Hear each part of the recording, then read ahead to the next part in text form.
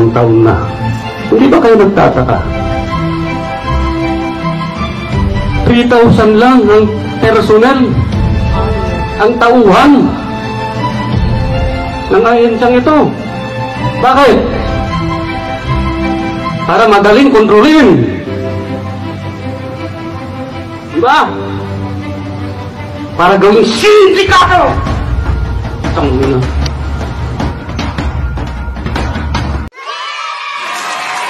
Ayan, isang magandang araw sa atin lahat mga kababayan, mga kasulid. Maligayang pagbabalik sa ating channel. At sa araw na ito ay mayroon po tayong re-reactionan na video. Ito nga pong kabayan ay patungkol dito sa pagpapatuloy ng pagdinig sa Senado patungkol nga po dito sa nangyari dyan nga po kay PDL Cataroha. Kabayan, dito po sa video ito na atin na yun re-reactionan, samahan po ninyo ako at i-comment nyo po mamaya sa baba kung ano po ang inyong mga napapansin patungkol po rito. Ito po yung aking paunang reaction dito, kabayan. Nakikita po, mayroon po ritong nagsisinungaling at mayroon po ritong nagsasabi ng totoo. Kung sino po sila at kung papaano po nasabi natin, yan po ang ating panonoorin at re-reactionan. Bibigyan po natin ng public opinion sa araw na ito. Ngunit bago yan, sa ngayon pa lang po nakabisita sa aking channel, ay inanyayahan ko kayo na mag-subscribe, pakipindot ang notification bell all para lagi po kayong updated sa lahat ng aking mga upload. Paki-like na rin at paki-share kung inyo pong mamarapatin. Salamat sa iyo, kaibigan. National Bureau of Investigation provided the Board of Inquiry the results of the polygraph test. Are you aware of that?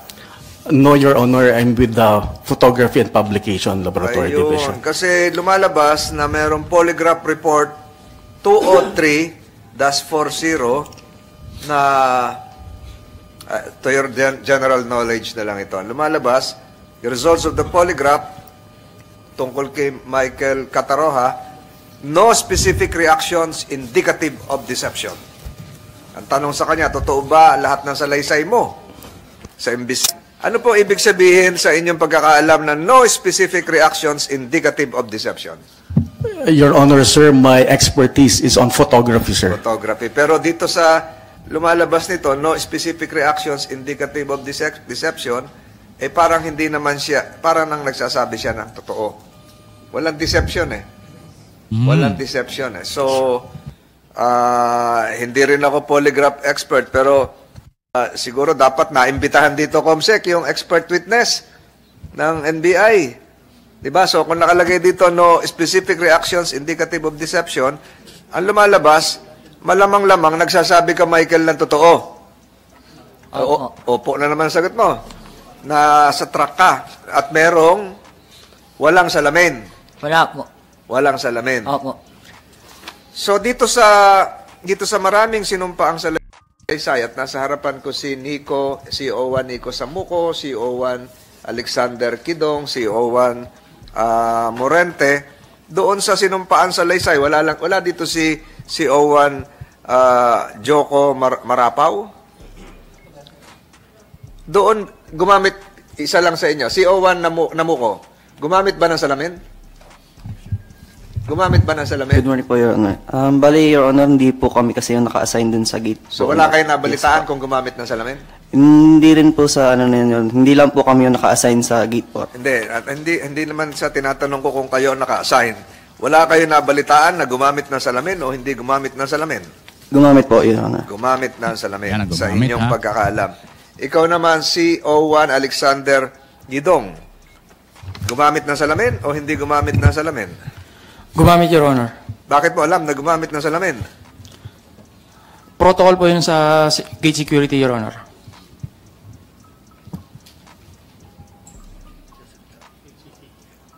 Protocol yon. Pero dito sa iyong sinumpaang salaysay, may sinabi ka rito na yung mga pumalit ay mga rookies, inexperience. Yes, Your Honor. So yung ba ay nagdulot din ng kalituhang ito? Yung mga, anong sabihin na rookies? Sir, kasi kami, Your Honor, ay mga bagong graduate lang po last November 2022. So rookies kayo, wala kayo experience. Yes, Your Honor. Kung nanood ka ng basketball kagabi, yung si Luka, Rookie of the Year nung araw yon, ang galing. So, rookies kayo, ibig sabihin, hindi dapat kayo doon sa ganung pwesto sa maximum security compound. Sa position na yun, Your Honor, para sa akin, Your Honor, kasi Wala pang karanasan. wala pa kami karanasan at ang training po namin ay basic pa lang po. So, napadala kayo sa maximum security compound. Hindi kayo nagsabi, sir, wag naman muna dito kasi baguhan lang kami. Sir, wala po kami nagawa kasi yun po yung order na binaba sa amin. Walang? Wala po kami nagawa kasi yun po yung order na binaba sa amin. Sumunod lang po kami. Susunod kayo sa order. Ngayon, saan kayo naka-assign? Teka lang guys ha, dyan pa lang, linalagay pa lang nila yung mga hindi pa dapat dyan, rookie pa lang sila, di ba? At sino ngayon ang naglagay dyan? Something dapat na tanungin dyan kung sino naglagay sa kanila. At yun ba ang karapat dapat? Kasi di ba masila ng kanilang pwesto. Ngayon, Your Honor, naka-assign na po kami sa Sablayan Prison Penal Farm, Your Honor. So, kahit rookies, pwede doon. Ikaw naman, CO1 Morente. May salamin ginamit o wala salamin? Good morning, Your Honor. Ako po ay kabady po ni CO1 Kidong and sa pagkakaalam ko rin po gumagamit po talaga ng salamin during paglabas po ng mga any vehicle po. Paglabas at pagpasok po, gumagamit po talaga ng Yun salamin. ang pagkakaalam mo. Kasi siyempre, pag lunch break, nagkukwento-kwentuhan kayo doon. Pag off kayo, may salamin naman tayong ginagamit, di ba? Okay. Yes Tama? po, Your Honor. Kahit wala kayo nung araw na yon sa actual inspection. Subalit, wala lang dito, hindi na imbitahan ni Comsec si CO1 Hoko Marapaw. Wala dito? Wala. Ba't hindi natin na-imbitahan? Hindi naman siya relieve pa, no? Hindi pa siya relieve. So, si CO1 Marapaw, ang sinasabi niya, gumamit ng salamin at gumamit pa ng aso. K9, aso. Michael, meron ba aso? Wala po. Ba't alam mong walang aso? Hindi naririnig mo siguro.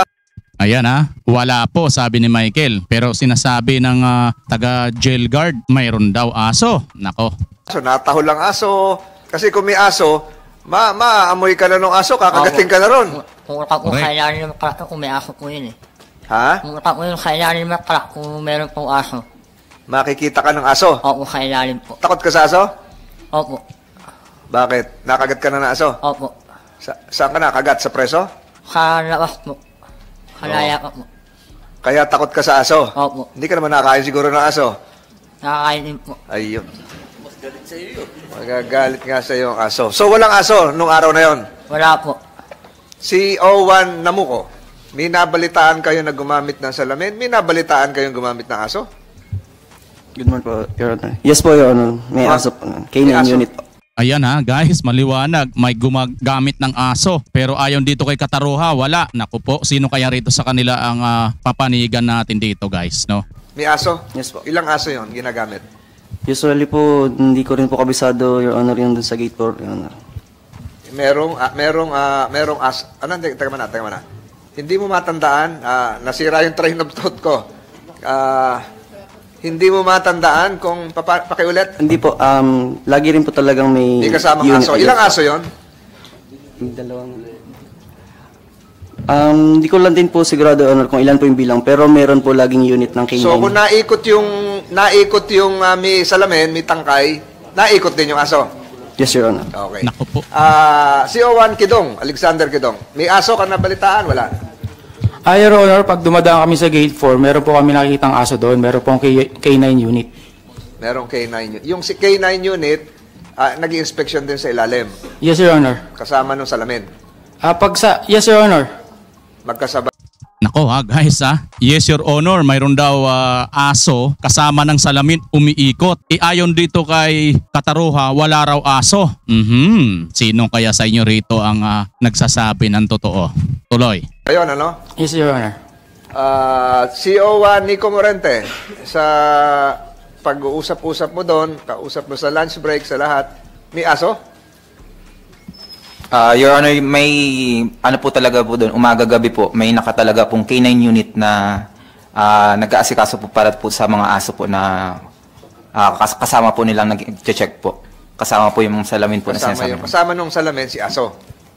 Yes po, Your Honor. Minsan po, nauuna sa salamin tapos pinapadaanan po ng aso. Depende po sa ano po nila, routine nila. Pero usually po, yun po talaga nakikita ko. Salamat. Meron Gerald Katapang na footage ata ditong CCTV. Teka lang guys ha, may aso, may salamin. Pag umikot yung salamin, umiikot din yung aso. Tapos ang sabi naman ni Kataroha, walang aso. Pwede tayong maniwala kay Kataroha kasi nakatakas siya, di ba? So walang aso kung kay Kataroha. Ngayon naman dito sa mga jail guard na sinasabi nila, protocol yon at mayroon daw talagang kasamang aso yung mga umiikot na may mga nakasalamin. Kung maniwala ka rin naman po dito sa mga jail guard, ay lahat sila nagsasabing dito tayo maniwala. So mali si Kataroha. Pero the fact na nakatakas si Kataroha, mayroong punto si Kataroha. Tama ba? Ano sa tingin ninyo? Saan kayo papanig? Kay Kataroha o dito sa mga jail guard? Gusto nyo bang hindi na kayo malito? Paniwalaan nyo na silang parehas. Na magkakaiba yung kanilang sinasabi, paniwalaan mo. Kasi sabog at lutang ka. Hindi, joke lang. Hindi naman tayo sabog at lutang siguro. Tuloy. Na merong ginamit na under chassis mirror. Meron ba tayo maipapakita, General Herrera? Hindi po namin dala yung mismong CCTV footages. Meron dito lang mga larawan lang po ng mga at nagpapakita po dito na walang gumamit na salamin. Nako. Ang mga duty guards during that time. Patay tayo nito. Ito naman si Sir, wala daw ginagamit. Nako po. Oh, sige tuloy, ilaglag nyo na lahat. So is that the we have here? This is the actual what happened on July 7, 2023, Your Na Honor. walang gumamit ng salamin. Wala po. And even kasi po, tatlo pong ano yan, kung matatandaan nyo po. So ibig sabihin po, tama si Kataroha. Opo. Tama si Kataroha na walang gumamit ng salamin. Wala po. Makikita po dito, wala po talaga. Teka, wag na tayo doon sa jail guards. Dito na tayo kay Kataroha guys, maniwala. May kakampi na si Kataroha, ha? Kayo, kung gusto nyo sa jail guard kayo. Ako dito kay Kataroha na. May kakampi na eh. Pero yung mga sabog at lutang nakapulburon, paniwalaan mo na parehas. Tuloy. Sinilip lang nila ganyan. So how about yung K9, may gumamit din? Hindi na po namin na andito ko yung K9. Can you show the photographs to the National Bureau of Investigation, who happens to be experts here? Can you... Wala lang dito yung footage para maipakita natin, pero base sa nakikita nyo, kasi ang hindi kayo doon sa polygraph, sa photograph kayo, expert. So ito kuha talaga doon sa nangyaring yon o reenactment? Mr. Chair, Your Honor, we need the original one. The video. Yes, Your Honor. Pero sa first impression nyo, saan ba larawan yan? We could not make an opinion because it is a printed photograph, Your Honor. We need the original one. Or So dapat COMSEC, bago tayo mag-imbita ng NBI photography expert, pero meron silang basihan to enable them to testify as an expert. Lesson learned yun. Ganon din siguro si Mr. Facultad. Hindi niya mapapatunayan na yun yung tunay na larawan nung pangyayaring yon. So, mahirapan tayong i-validate yon. Hindi prepare. So, ganun siguro yung hearing natin na dapat may basihan. So, ang sinasabi mo, General Pereras, sa larawan, wala. Wala po. Wala po, Your Honor. Base doon, yung larawan na yan, screenshot noong video. Wala po. CCTV. CCTV, opo. So, lumalabas kayo, CO1 Namuco, CO1 Gidong, CO1 Morente, and the rest, kayo naman ang hindi nagsasabi ng totoo. Yari kayo. Your Honor, for clarification lang po, hindi po kami naka-assign sa gate security. Kami po ay naka-assign Oo nga. Pero sinabi nyo kanina na talagang gumagamit lagi ng concave mirror. Your Honor, pag pumupunta po kami sa gate 4, may nakikita po kaming mirror, tsaka meron po naka-standby na K9 unit po doon. General, diyan sa pagkakataong yan, hindi ginamit. Wala po nakita. And even during the time, the actual video itself, wala po kami nakitang may salamin na gumagano. Meron hong litrato dyan na may sumisilip sa ilalim? Opo, sinisilip lang po ngayon. PDL o jail guard? Sa guards po, yung mga sa labas na po yan Inside, ang nag-aano po, inner gate, ang nag-aano po doon is the inmate custodial aid. Wala pong guard na ando doon during that time. Tapos po, before that, ayun po yung DMU, yung paglabas ng ayun po, ay doon po yung sinasaksak yung mga basura. Tapos mo, sa senyas, pwede na, papasok ulit yan. Bago lumabas, the inner gate, ayun po, mga custodial 8, iniikutan po ulit nila, sinisilip. Wala po silang gamit na salamin. Then, pag okay na po, lalabas na po yan. Paglabas nila, ayun na po, doon po sila. Na supposed to be, sa loob sila. Maggagwardya. Why? Sinasabi nga namin, bakit doon kayo maggagwardya? Supposed to be, ang inyong obligasyon is dito. Or kaya, i-supervise nyo yung mga custodial aid, inmate custodial aid. Hindi po dapat nila pabayaan. Ayun nga po yung mga security protocol na na-violate. Manual po tayo rito. Meron pong manual na exit and dapat po talagang binubusisi nila masyado. Hindi po meron din po sa CCTV na may sumalta sa truck at ginamit yung bakal. Meron po. Mapapakita po namin to sa... Dala natin yung CCTV ngayon? Hindi po Michael, nakailang tigil yung truck bago nakalabas? 3 po. Ha? 3. 3? Opo. Unang tigil? Yung po kamay takot mula ng overseer po yun. Nang? Overseer. Ito na ba yung sinasabi mo, General, na sumalta sa truck, dalawang correction officers para tingnan kung may laman yung basurahan? Tinaktak na ganito yung truck? Opo. May narinig ka? Opo, kailangan po. May narinig kasi, kumalantog, kasi hindi naman kakapalan yung flooring ng truck. Narinig mo, alam mo na yun. Meron po. Pang ilang tigil ng truck yun? Una po yun. Unang tigil. So, nung nakalampas yung ganon, alam mo, lampas na yung inspection. Opo. Okay. Pangalawang tigil, ano nangyari? Yung po kamay malaking gate po. Sa malaking gate. Opo. Sa inner. Ano nangyari doon? May humilip po. Sumilip sa ilalim. Opo. Nakita mo? Opo, may umano po sa ilalim. Nakita ka rin? Hindi po. Hindi kayo nagkatinginan? Hindi po. Hindi naman po yung silip na yung mo lang po siya. Yung muko. Ilan? Isa lang po. Preso o Bucor? Bucor po yun Bucor. So, doon tayo sa pangatlo. Sa pangatlo, nandun na yung salamin. Ngayon, salamin at aso. Sinasabi ni CO1 Marapaw na wala rito. May K9. Nakita mo yung salamin? Wala po. Wala. Nakita mo yung aso? Wala rin po. Ayun. So, lumalabas dito, pinapatunayan din ni General Ferreira sa kanilang CCTV screenshot na walang aso. Walang salamin na ginamit. Wala po salamin. May sumilip? Meron po. Oh, sabi mo walang sumilip. May humilip nga po. Sa pangatlo. Sa huli.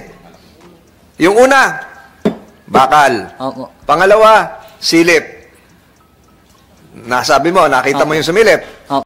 Guys, mukhang nalilito na si Kataroha at mukhang hindi lang ito basta nalilito. Tingin ko mukhang may nagdidikta na sa kanyang isip na konsensya. Ano sa tingin nyo? Mukhang nakukonsensya na ito mga kababayan kasi nakikita natin yung kanyang actuation dito. Mukhang malambot na, no? Mamaya-maya nga konti, parang mapapatungo na ito at mukhang nag-iisip ng malalim. At si General Ferreira sinasabi, sumasang-ayon yung kanyang sinasabi sa sinasabi ni General Ferreira. Against naman doon sa mga jail guards. So, tingnan natin kung ano ang kinat na nito, guys. Tingnan natin sa bandang dulo nito, ha.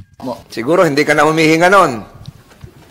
Nakabahan ka na nun. Pangatlo, may sumilip? Hindi po yun nakalabas na po Hindi, akala ko 3 hinto ang truck. 3 hinto nga po yun. So, yung huling hinto, may sumilip? Yung pangalawa po may humilip po Hindi, yung huli nga, yung pangatlo. 3 hinto, sabi mo. Opo. O, yung pangatlo, may sumilip? Wala po. General, wala raw sumilip. Yung pangalawa po may humilip po yun O, yung pangalawa, meron. Nakita mo. Yung pangatlo, yung bago lumabas na yung truck sa huling gate, may sumilip, wala. Parang narinig ko na po kasi sa driver. Okay na po ba yung lisensya ko? Umakanti na po yung truck. Dapat dito, Comsec, naimbita mo rin yung driver. Kasi yung driver nagsasabi na meron daw sumilip. Merong sumilip at meron ding ginamit na salamin. sangayon doon sa driver. So walang sumilip doon sa pangatlo.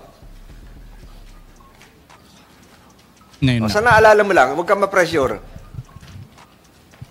Yun nga po yung huling labas na po, may sumilit po, yung huling labas. Binago mo na, meron na ulit. Hindi, meron po talaga sumilit yung huling labas po. Ilang beses ka sinilip ng Bucor sa ilalim? Isa lang po. Isa lang. Eh, di ba tatlong hinto nga? Opo. O, unang hinto, yung bakal. Opo. Pangalawang hinto, may sumilip. Pangatlo, Ayan na guys, so napapayuko na siya. Oh. Sipin natin, parang kinikilabutan ako dito. Parang nararamdaman ko na si Kataroha, mga kababayan. No? Parang mayroon siyang gustong ilabas na hindi niya may labas. Tuloy natin. tatandaan mo, kasi may sinasabi si General na may nakasilip. O, isipin mo maigi, hindi naman nakatingin sa'yo na masama si General eh. Di mo na matandaan? Hindi po eh. Medyo nalilito na siya at paiba-iba na yung sitwasyon. Pero the committee notes that during a polygraph test, Mr. Kataroha passed the said polygraph test. Huling tanong na lang siguro, patay mo na yung mic mo, Michael. Nakita nyo guys ang sinasabi ko at napansin nyo ba? Ayan no, si Kataroha. Medyo siguro mga minuto din siyang nakayuko na ganyan. Nang lumipat yung camera doon kay Senator Tolentino, pagbalik, nakaganyan pa rin siya. Ibig sabihin, hindi natin alam kung mayroon siyang tinitingnan sa baba o nag-iisip siya. Wala naman siguro cellphone niya na hawak na mayroon siyang tinitingnan kodigo dyan, no? Or papel kung ano man. Yung pagyuko niya ng ganyan, ano yan? Sign na ba yan ng parang konsensya? Kayo ang mag-analyze dyan mga kababayan. Kasi dito napapansin natin mukhang nagkakatugma sila ng isang general versus doon sa mga jail guards na nagsasabi na mayroon daw talaga protocol. Ayan, sabi nga nila protocol. Pag sinabi niyong protocol, kagawian yan or ano na yan, tradition na yan na dapat ginagawa. May aso at mayroong umiikot na nagano ng salamin, di ba? Pero dito sinasabi ni Kataroha, wala daw aso at wala daw salamin at sinasabi lang ni Kataroha, may sumilip lang ng ganon at hindi nga sila nakapag eyes to eyes eh. Kayo kung ano ang inyong opinion dito mga kababayan. Sa nakikita ko rito mga kababayan, ito yung aking final analysis dito sa pangyayaring ito. Mayroon talagang nagsasabi ng totoo at mayroon pong nagsisinungaling dito. Dahil hindi po pwede, parehas sila nagsasabi ng totoo sa kabila ng magkaiba ang kanilang mga statement. Salamat kabayan sa inyong walang sawang pagsuporta kay General Bantag. Muli, una sa lahat, ito si BMR Channel. Nagpapasalamat po sa Diyos at sa inyo lahat yan. Sa 2025, ano pang hinihintay mo? Ipanawagan natin, #kung galit ka sa droga, magbantag ka. At always Pilipinas, ayan po sa taas, dumadaan. Bye-bye po.